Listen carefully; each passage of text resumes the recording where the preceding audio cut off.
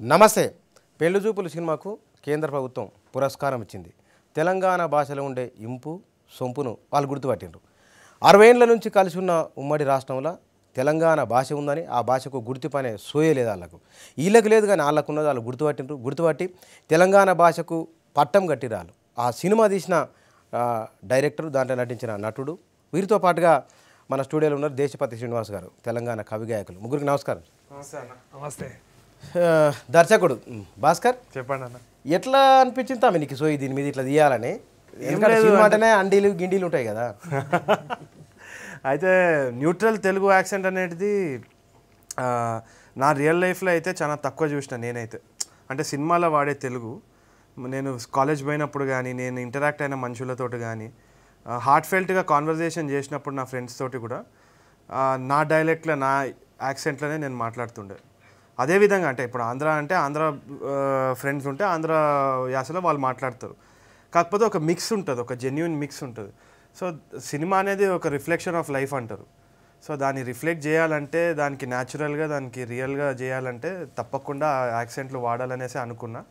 So అదే ఆలోచనతో ముందుకు వెళ్ళిపోయాను. ఇక అదేం ఆలోచన చేయలే, వెనక ముందు ఏం ఆలోచించలేదు. 1-2 సార్లు అనుకున్నాము అర్థమవుతుందా కాదా అని చెప్పి. కానీ ఇక ఫస్ట్ డే షూట్ నుంచి ఎందుకో టచ్ అయింది. అది మనోడు అన్నట్టు ఏంటంటే ఆల్సో సినిమా ఏంటంటే ఇక్కడ జనాలకి ఇది అమ్మట వెళ్ళిపోతుంది. మళ్ళీ ఆంధ్ర, శ్రీకాకుళం, తెలుగు రాష్ట్రాల ప్రజలు అందరూ చూస్తారు కాబట్టి వాళ్ళు దీన్ని ఎట్లా రిసీవ్ చేసుకుంటారనే ఒక టెన్షన్ ఉండే మాకు చేసేటప్పుడు. కానీ ఎప్పుడైతే సినిమా ఇది మేము విజయవాడలో ఒక షో వేసినాం మేము, అది రిలీజ్కి ఇంకో 3 రోజులు ఉన్నప్పుడు, జనాలు పగలు పడి నవ్వుతున్నారు. అసలు అబ్బా ఇక్కడ పడితే అక్కడ ఉన్నారు జనాలు. ఇక మాకు ఇక ఆ భయం పోయినది. ఇంకా అరే ఇక భయం, మనకు టెన్షన్ ఏం లేదు, అందరూ యాక్సెప్ట్ చేస్తున్నారు మన వాళ్ళు. అది ఏమనుకోవాలి దాని తెలియదు మాకు. చేసినప్పుడు ఉండే జర్రంతా కొంచెం లోపల బుగులు అయిందిగా, ఉంటుందా పోతుందా, పైసలు పోతే అనుకున్నారా? పైసలు అయితే పోవచ్చు అనుకున్నా. అంటే స్టోరీ రాసేటప్పుడే నాకు కొంచెం టెన్షన్ ఉండే. అంతే ఎక్స్పెరిమెంట్గానే చేసినాం. చాలా ప్రయోగాలు ఉంటాయి సినిమాలో. యాసకి పరిమితమైన ప్రయోగం అదొకటి, ఇంకా సింగ్ సౌండ్ ఒకటి, దాని తర్వాత the way the entire characters are return, అవి కూడా కొన్ని చాలా ప్రయోగాలు ఉండే. కాకపోతే ప్రొడ్యూసర్స్ వచ్చేసి ఆయన గుణధైర్యం కూడా మెచ్చుకోవాలి. ఆయన ఓకే అన్నాడు, సరే కానీ ఏవైతే ఏంది పోతేవనే లేకుంటే లేదని. సో ఆ యాటిట్యూడ్ తోటే ముందుకెళ్ళినాము.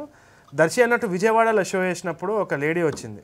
ఆమె వచ్చి చాలా బాగుందమ్మా ఇది, ఎస్పెషల్లీ కౌశిక్ క్యారెక్టర్, ఆయన మాట్లాడిన డైలాగ్స్ అయితే నాకు హార్ట్ టచ్ అయింది.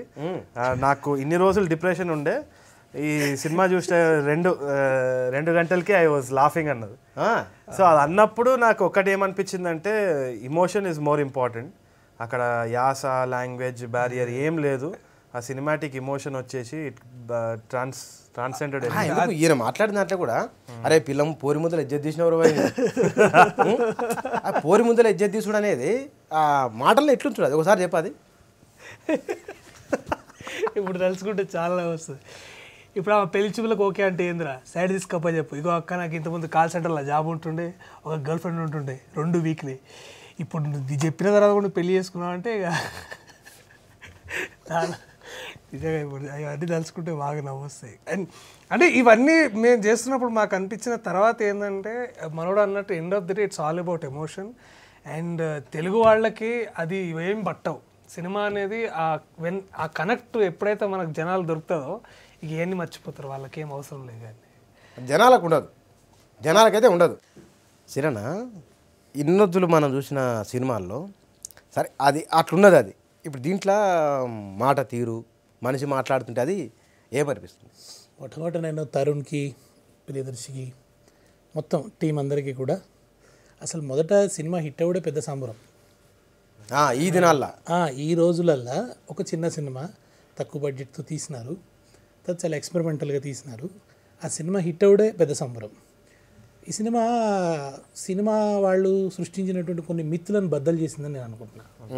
అంటే సినిమా అనగానే ఒక ఫార్ములా ఖచ్చితంగా ఉంటుంది. హీరో ఎంట్రన్స్ మొట్టమొదటి షూస్ కనబడాలి, తర్వాత ఆయన మోకాళ్ళు కనబడతాయి, తర్వాత నడుము కనబడుతుంది, ఆ తర్వాత మెల్లగా మొహం కనబడుతుంది. అసలు అతన్ని రివీల్ చేసే పద్ధతే, అంటే హీరోని చూపించే పద్ధతే ఒక డిఫరెంట్. ఆ హీరో అన్నవాడు మానవాతీతంలో ఉంటాడు, అంటే మనుషులకు మామూలు మనుషులు తీరు ఉండడు వాడు. అంటే ఈ మధ్య మనం సినిమా చూస్తే సినిమా వాళ్ళకు గురుత్వాకర్షణ సిద్ధాంతం అనేది ఒకటి ఉంటుందని కూడా మర్చిపోయారు వాళ్ళు. అంటే ఒక విలన్ కొడితే వాడు అంత ఎత్తు ఎగురుతాడు, ఆ ఎగిరి గాల్లోనే ఉండంగా ఈయన మళ్ళా కొడితే కింద పడతాడు. అంటే గురుత్వాకర్షణ సిద్ధాంతానికి అతీతంగా వాడు మీద ఎగురుతుంటాడు కొద్దిసేపు. అంటే ఈ రకమైనటువంటి ఇది ఉన్నటువంటి దశలో ఒక అన్కన్వెన్షనల్ మూవీ, రెగ్యులర్ మూస సాంప్రదాయానికి భిన్నంగా ఒక మనుషులు అంటే దాంట్లో ఎవరు కూడా నటించలేదు నా దృష్టిలో, బిహేవ్ చేశారు. స్వతసిద్ధంగా ఎట్లా ఉంటారో మనుషులు అట్లా బిహేవ్ చేసిన వాళ్ళందరూ కూడా. అంటే నిజంగా కౌశిక్ లేదా తరుణ్ వీళ్ళందరూ ఒక హోటల్లో కూర్చొని మాట్లాడుకుంటే ఎట్లా మాట్లాడుకుంటారో, చాయ్ తాక్కుంటా మాట్లాడుకుంటే ఎట్లా మాట్లాడుకుంటారో అట్లనే సినిమా సమయంలో కూడా మాట్లాడుకున్నారు. అందులో మనకి బాగా కనెక్ట్ అయింది ఏంటంటే మన తీరుగున్నారు, మనం ఎట్లా మాట్లాడుతున్నామో అట్లున్నారు అనమాట. అంటే ఒక మొనాటనీ అనేది ఇవాళ సినిమాలో రాజ్యం వెళ్తున్నది, కొన్ని ఏళ్ల తరబడి అదే పద్ధతి అనమాట.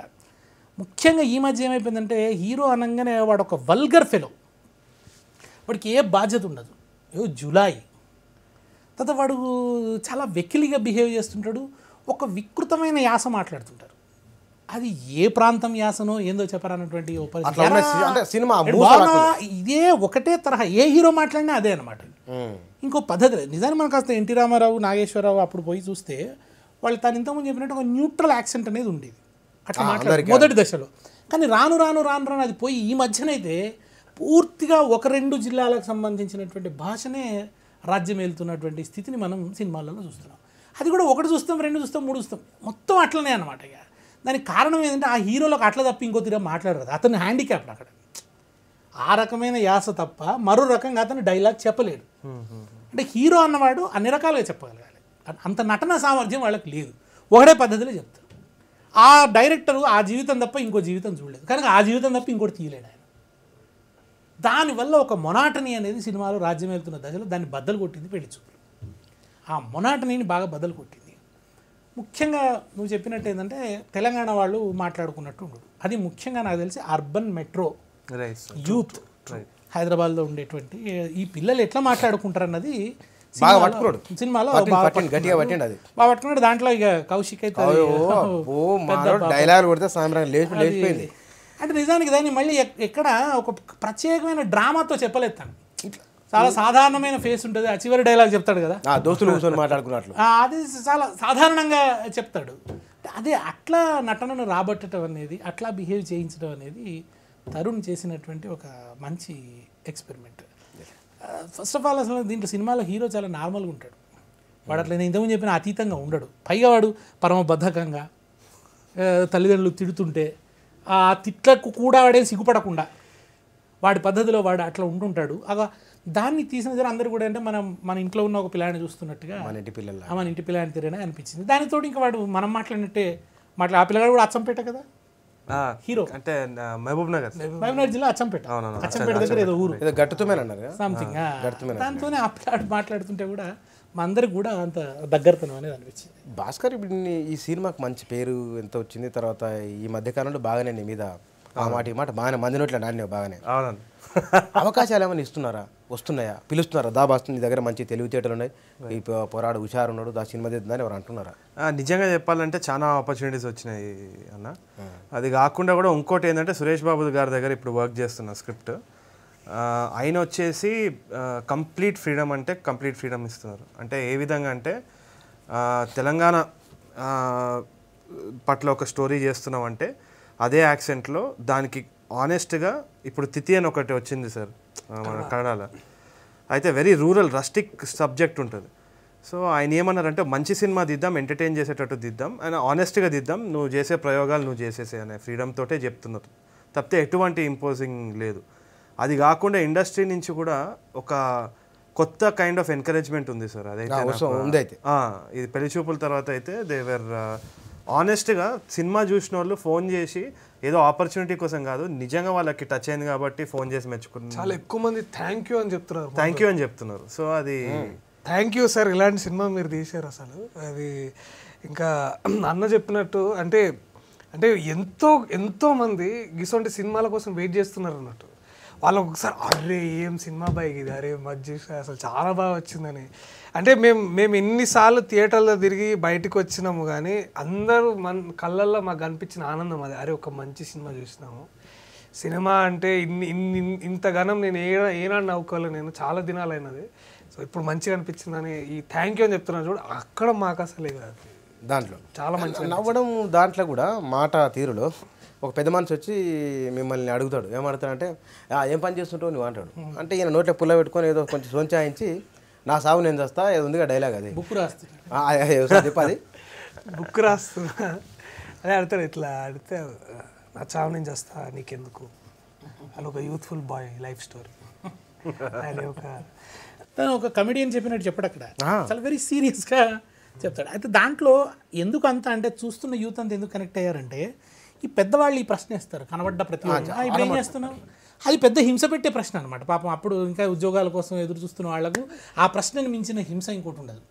దానికి తోడు వెంటనే ఉపన్యాసం ఇస్తారు. అంటే వాళ్ళు మంచిగా కుర్చీలో కూర్చొని ఆయనకు నెలకు 50,000 జీతం వస్తుంటుంది. కష్టపడాలరా, కష్టపడుతుంటుందిరా జీవితం. అరే మేము ఎట్లా కష్టపడ్డాం అనుకున్నారా మా వయసులో, మేము ఎంత కష్టపడితే ఈ స్థాయికి వచ్చినాం అనుకున్నాం అని ఈ రకంగా చెప్పే పాప వాళ్ళకి కష్టపడొద్దని ఉండదు, వాళ్ళకి కష్టపడాలని ఉంటుంది, ఏదో పద్ధతిలో సాధించాలంటుంది. ఆ మార్గం దొరకక పాపం వాళ్ళు ఇబ్బంది పడుతుంటే ఒక బ్రహ్మాండమైన ఈయన తన ఈగోనంతా కూడా సాటిస్ఫై చేసుకునే పద్ధతిలో ఓ ఉపన్యాసం చెప్తారు. ఇవి చూసి ఉన్న పిల్లలకి ఈ సీన్ బాగా బ్రహ్మాండంగా వాళ్ళకి కనెక్ట్ అయ్యి తను చెప్పిన జాబు నా సావేదో నేను చేస్తాను నీకెందుకు అన్నది పుస్తకం పేరనే మిషతో అనేది ఆయనకు చెప్పిన జవాబు, నేనేదో చేస్తున్నా నీకెందుకు రాబయ్య అని.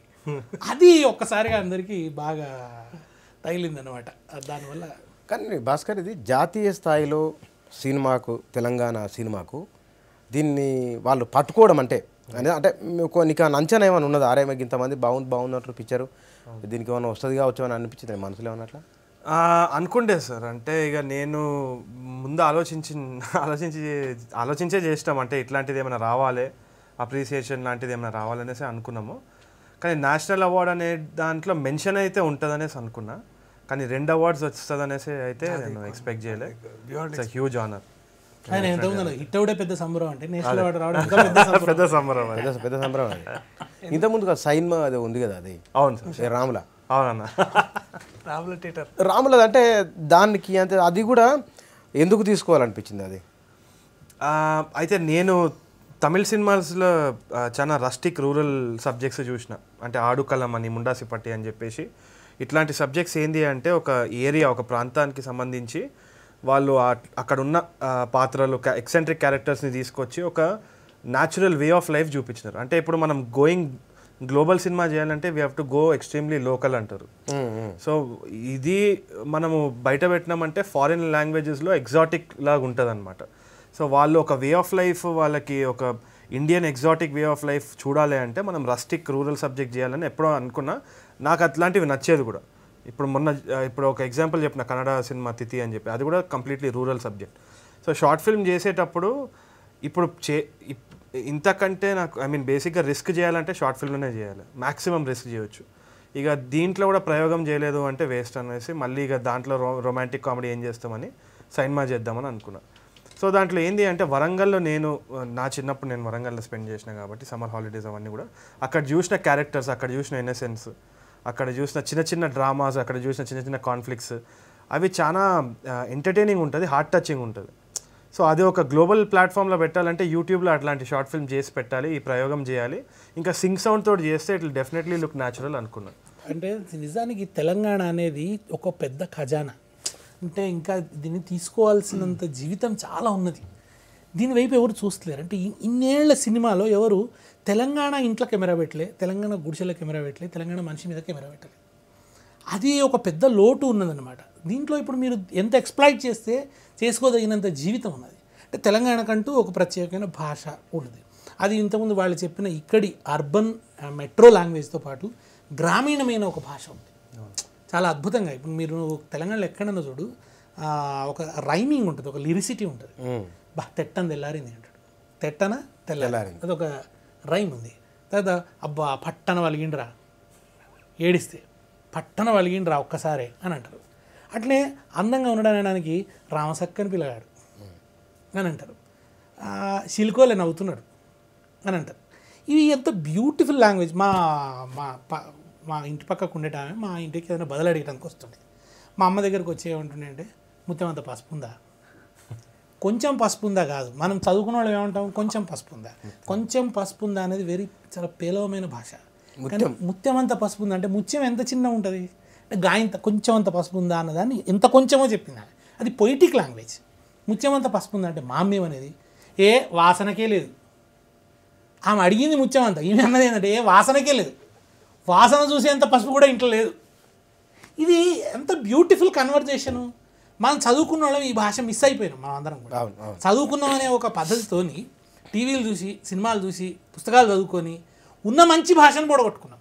నువ్వు ఒక ముసలవ్వ దగ్గరికి పోయి అడుగు, ఎట్లున్నారంటే అవి ఏముండు బిడ్డ ఏదో గుడి కొంగల వల్ల బతికి వెళ్ళదీస్తున్నావు. ఒక గుడ్డి కొంగల వల్ల బతుకు వెళ్ళదీస్తున్నావు అనే మాటలో ఎంత గాఢత ఉంటుంది చెప్పండి. గుడి కొంగ జీవితం ఎంత దారుణంగా ఉంటుంది అంటే అది వాళ్ళు ఒక్క మాటలో చెప్తారు. ఏమున్నాడు బిడ్డ అడవిలో పొదుగుకినట్టు అయింది నా బతుకు అంటాడు. అడవిలో పొదుగుకితే ఎట్లా ఉంటుంది అంటే అద్భుతమైన జాతీయాలతోని, అద్భుతమైన సామెతలతోని, అద్భుతమైన లిరిసిటీతోని, ప్రాసలతోని ఇట్లా మాట్లాడతారు వాళ్ళు.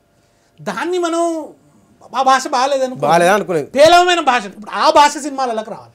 ఇప్పుడు ప్రియదర్శి ఇంట్లో కూడా ఇట్లా మాట్లాడతావా లేకపోతే సినిమా కోసం అట్లా మాట్లాడినావా?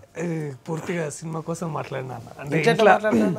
అంటే ఇంట్లో కొంచెం ఎక్కువ ప్లెయిన్ లాంగ్వేజ్ ఉంటుంది అన్న. ఏమైందంటే నానేమో కొంచెము ఈ తెలంగాణ బార్డర్ జిల్లాలో పెరిగిన అన్నట్టు, ఖమ్మం జిల్లాలో.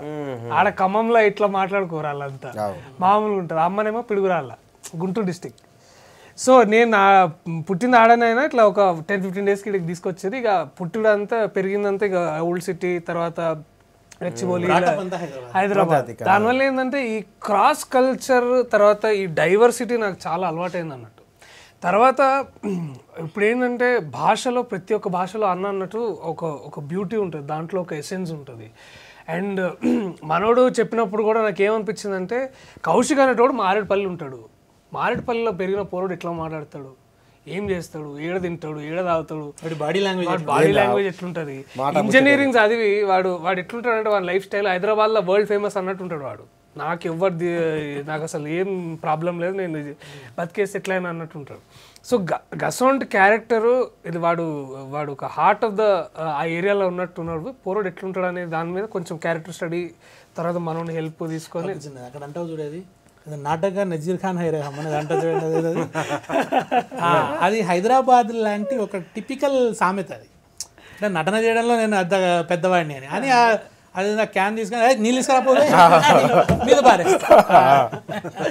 సో ఇవన్నీ ఏంటంటే అంత ఫ్రీడమ్, ఆ క్లారిటీ ఆఫ్ థాట్ ఉండే అన్న మనం దగ్గర. అండ్ ఆ థాట్ని ఇక మేనిఫెస్ట్ చేయాలంటే అట్లా బిహేవియర్ తీసుకురావడానికి మేము కష్టపడ్డాం. అది సో దానివల్ల వచ్చింది. ముందు ఉండే ఇవన్నీ భయాలు ఉండే, ఏమవుతుందిరా, ఏం చేస్తున్నాం మనము, ఆ క్యాన్లు ఏంది, నీళ్ళు ఏంది, ఈ భాష ఏంది అసలు చూస్తారా అని. బట్ మేము ఆ రోజు ఆ గట్టి నమ్మకం మమ్మల్ని వాళ్ళ వీడికి తీసుకొచ్చిందని మేము గట్టిగా నమ్ముతున్నాం అన్న. ఇది ఆలోచన, మీరు తెలుగులో మాట్లాడుతుంటే ఒక పక్కన ఇంగ్లీష్లో దాన్ని చెప్తూ ఉంటాడు. అవే వాడు ట్రూత్ సో వాడు సిద్దిపేట అబ్బాయి అని, వాడు మా దోస్తుగాడు. వాడు కూడా వాడు ట్రూ యాక్చువల్ వాడు ఉండడం వల్ల నాకు సెట్లో చాలా వెళ్ళిపోయింది అన్నట్టు. ఎందుకంటే వాడే పదాలు ఇప్పుడు అన్న కొన్ని చెప్పారు కదా ఇట్లాంటివి, అవి వాడు గసొంటి స్పేస్, గసొంటి ఏరియాలకి వచ్చినప్పుడు అంత మెటీరియల్, అంత ఖజానా తీసుకొచ్చింది వాడు. దానివల్ల అయ్యా మంచిగా వాడు ఇప్పుడు మాట్లాడిన వాడు అట్లనే ఉంటాడు. వాడు మళ్ళీ టీవీలో అంటే నమస్తే సార్ మంచిగా ఉన్నారు, వాడు బయటికి తీసుకురండి, వాడు అసలు డిఫరెంట్ ఉంటాడు వాడు. అరే ఎప్పుడో పగ మనసులో పెట్టుకొని చేయకు. అది మన దగ్గరనే ఊర్లలో కూడా కోపం వచ్చినా సరే, ఆ కోపం వచ్చినా వీడు ఏం కొట్టాలని ప్లాన్ వేసుకో అది కూడా చెప్పేస్తాడు వచ్చి. నీకు సంగతి చెప్తా అంటాడు కదా, అది ఏ సంగతి కూడా చెప్పిపోతాడు. అంటే ఇది తన బాడీ లాంగ్వేజ్లో ఆ ఎత్మినాన్ ఇట్లా టీ షర్ట్ని వెళ్ళగా ఇట్లా అనుకుంటూ ఎత్మినాన్గా ఉండేటువంటి ఒక ఇది కనిపిస్తుంది అనమాట. అది అదంటే అది టిపికల్ బాడీ లాంగ్వేజ్ ఉంటారన్న. ఇప్పుడు మనం కొంచెం ఇట్లా ఖైరతాబాద్ లోపల, తర్వాత మారేడుపల్లి ఏరియాలో చూస్తే ఆ యూత్ చిక్కడపల్లి, ఇదంతా చిక్కడపల్లి వీళ్ళందరూ చిన్న చేంజ్ ఏంటంటే బుచ్చన్న, ఇన్ని రోజులుగా కూడా ఈ తెలంగాణ హైదరాబాదీ భాషను సినిమాలలో పెట్టిండ్రు, కానీ అది కూడా ఆంధ్ర వాళ్ళే మాట్లాడారు. వాళ్ళు ఇమిటేట్ చేస్తారు. అరే ఇంద్రబాయి గస్మంటి మాట్లాడతారు ఇట్లా. అసలు గస్మంటి అంటామా, గెట్లా అంటామా, దీన్ని తీసుకొచ్చి వాళ్ళు పెట్టారు. వీళ్ళేమని వీళ్ళకి తెలుసు, వీళ్ళు ఇక్కడే పెరిగారు కనుక వీళ్ళు అట్లనే బిహేవ్ చేసిన కనుక దీనికి మధ్య తేడా చాలా నేను ఇంకా స్పెసిఫిక్ చెప్తున్నా కోట శ్రీనివాసరావు తనికెళ్ళ భరణి మాట్లాడిన తెలంగాణకి తను మాట్లాడినటువంటి దానికి చాలా తేడా ఆస్మాన్ జమాన్ ఆస్మాన్ అందువల్ల అది కొంచెం న్యాచురల్గా దగ్గరగా ఒక డైలాగ్ చెప్పు తెలుసు మన భాష ఎట్లా ఉంది స్వీట్నెస్.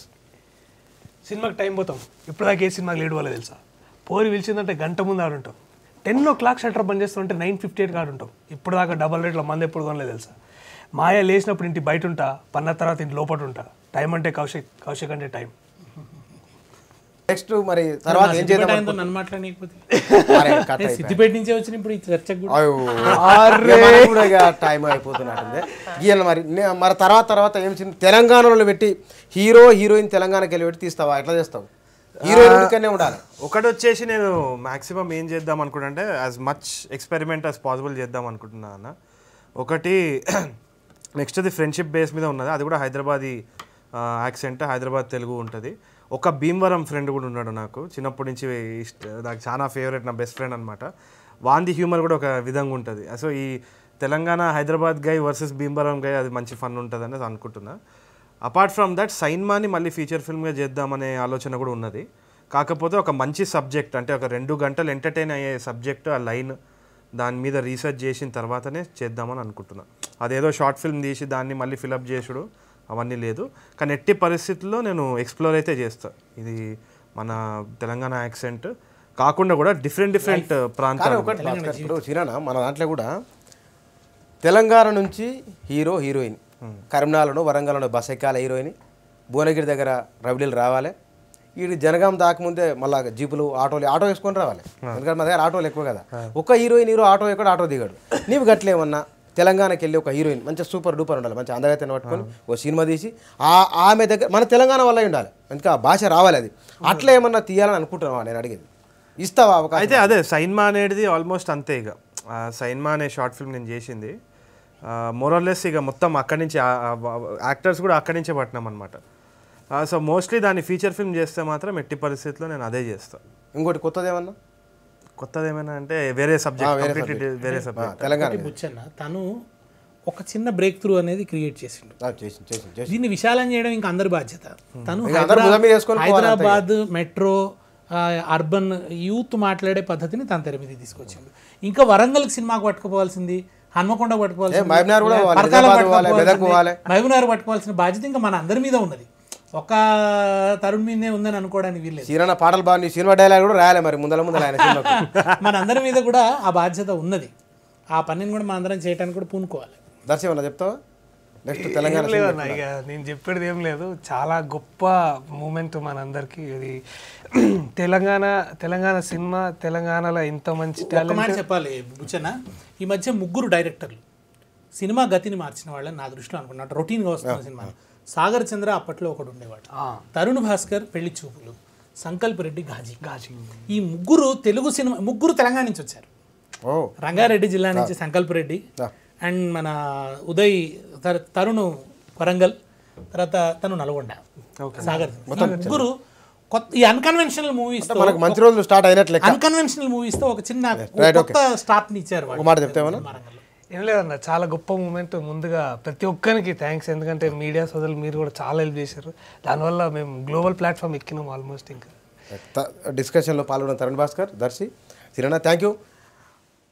తెలంగాణ సినిమా ఎట్లా ఉంటుంది, తెలంగాణలో ప్రేమలు ఎట్లా ఉంటాయి, తెలంగాణ నుంచి మొత్తం తెలంగాణ జీవితాన్ని పట్టుకొని సినిమా తీస్తే కనుక ఎటువంటి దానికి ఇది కొన, ఇది ఒక మనం చిన్నగా మొదలు చూస్తాం. ఇది రాబోయే రోజులల్లో తెలంగాణ నుంచి హీరోలు, హీరోయిన్లు, రౌడీలు, రకరకాల పాత్రలు తెలంగాణకి వెళ్ళి వచ్చే అవకాశం ఉంది. వీళ్ళు పిల్లబాటేసారు, దాన్ని ఇస్త్రం చేసుకొని రోడ్డు చేసుకునే పాత్ర మనందరి మీద మనం ఆ పని చేయవలసి ఉంది. Thank you.